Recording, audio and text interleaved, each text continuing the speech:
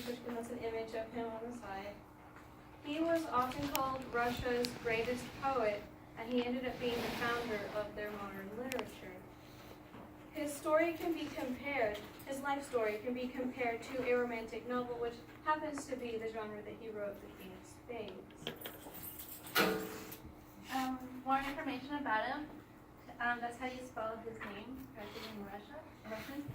And his middle name is pronounced Sergeyevich, and Sergeyevich Pushkin. He was born in May 26, 1799. He was born in Moscow. He died at the age of 37, I believe. And his occupation was a novelist, poet, and a playwright. His genre was short story, poem, fairy tale, and drama. His early life, his family, he was born into a very noble family because his mother was the great-granddaughter of a prince, which was called the Hannibal, if you guys recall him. He's an Abyssinian prince. During the summers, he would go to his grandmother's house. He would just wander around, talk to peasants. And during the day, he would just daydream. And he studied at his father's library a lot, and that's how he got into literature. In 1811, he went to a great school, which was called Lyceum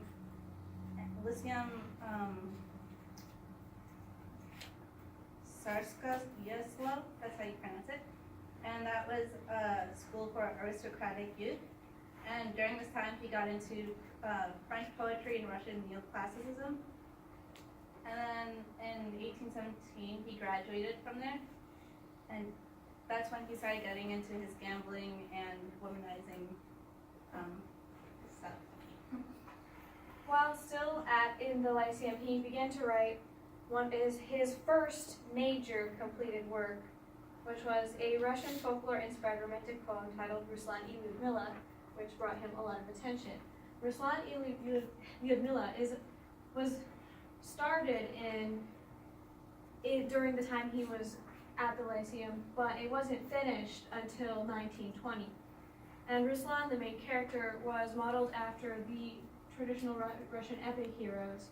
And his journey was sort of that he went to rescue his bride who had been captured on their wedding night, and she was captured because she was the daughter of the Grand Prince Vladimir of Kiev. The antagonist was a magician, which is pretty interesting. This poem was opposed by the views of the people around him, which were classicism and sentimentalism. But even though it was kind of against these ideas, he still got a lot of fame from it. Okay, so during his time, he was really into political stuff, and he said the wrong thing sometimes, and that's what got him into trouble. He was exiled, and he was sent to the southern part of Russia. During this time, it was 1820 to 1823, and he wrote lyrics, he wrote narrative poems. He was often inspired by George Gordon and Lord Byron, and his most famous drama was Boris Godunov.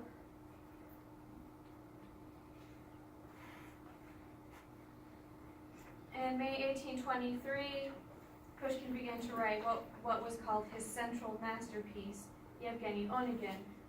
He worked on and off until 1831, but while this novel portrayed several characters that were kind of recognizable as typical Russians. They interacted with the environment and social situations. The Yevgeny is anglicized as Eugene, and you'll find it here under the title Eugene rather than Yevgeny. So this character, Eugene, meets Tatiana. She falls in love with him. He rejects her, and then he changes his mind later on, thinks that he was wrong, but of course, nothing ends up going the way he wants it to. And again, he found himself exiled again. During this time, he fell in love with the wrong people. He fell in love with the governor general of Odessa, of the Providence, Odessa. And during this time, he fought many duels for her sake. And he was sent to his mother's estate, which is that place. And his free time, he just talked to peasants again. After the suppression of the revolutionary movement that he had, while in the foreign service, been writing poems about, these political poems, he was allowed back into Moscow. The new Tsar, because the previous Tsar, Alexander I, had died in 1825, the new Tsar, he knew that Pushkin hadn't actually participated in this revolt, so that's why Pushkin was allowed back in. He wasn't actually guilty of anything but just writing political commentary.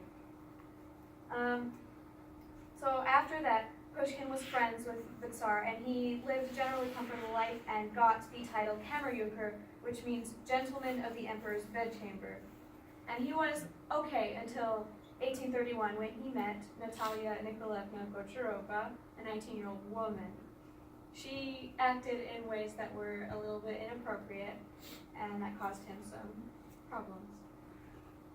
In autumn of 1836, he was getting into trouble with himself. He fell into debt, and he faced a lot of rumors of his wife, Natalia, I mean. And during this love affair, he wanted to fight Georges Dantas, and due to this, he was hurt. He was wounded on January 27 from a bullet, and 2 days later, he died from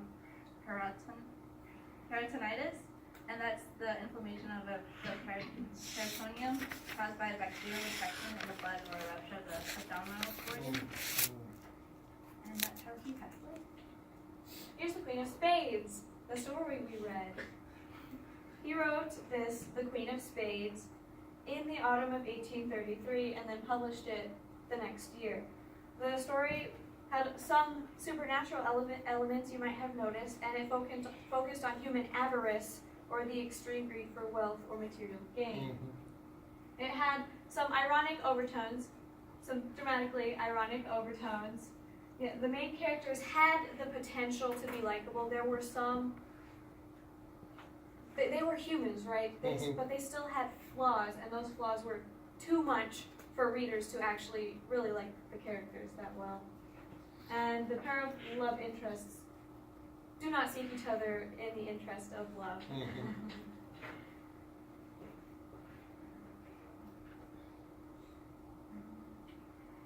Well, those are our citations. And then Thank you. well, we're kind of not done. Oh, you're not done? No. Just like Oh. a little couple more seconds. So we're gonna show you guys a song.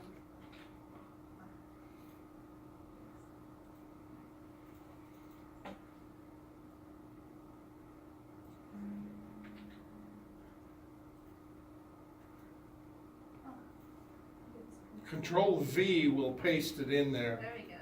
Okay. Well, Control V. Control C. So that's selected. You got to copy it with Control Just C select it. and Control V pastes. Yes, selected. okay. Sorry. Sorry.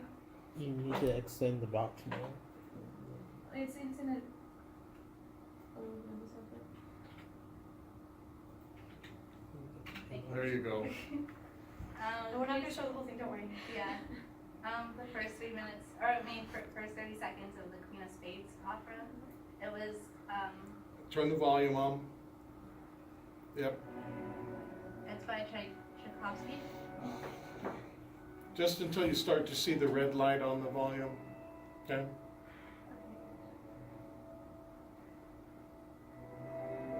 There you go.